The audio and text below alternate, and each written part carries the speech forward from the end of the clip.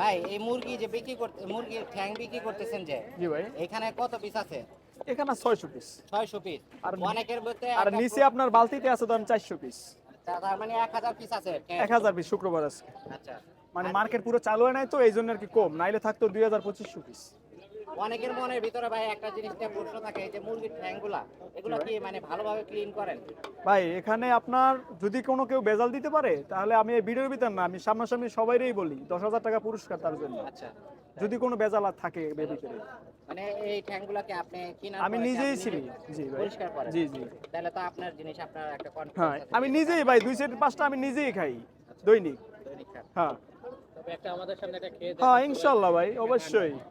কোনো ভেজাল এটা তো আমি আছে কিনা রেগুলার সেটা খাই ভাই, দেখেন তো এটা ভাই। আপনাদের সামনে আনি নাই, আমি দৈনিকই খাই, এটি খাওয়া অনেক উপকার ভাই। আমরা তো এই যে দেখি না, ভাই আজকে দেখি সব যে সময় আমার পাও দর্শকরা খাইবেন দেখে। হইলে আপনারা এই যে মালটা যখন ছুললে যায়, এই যে একটা গিটে ফাইটতে যায় তখন মালটা খাইলে এই মালটা স্বাদ বেশি।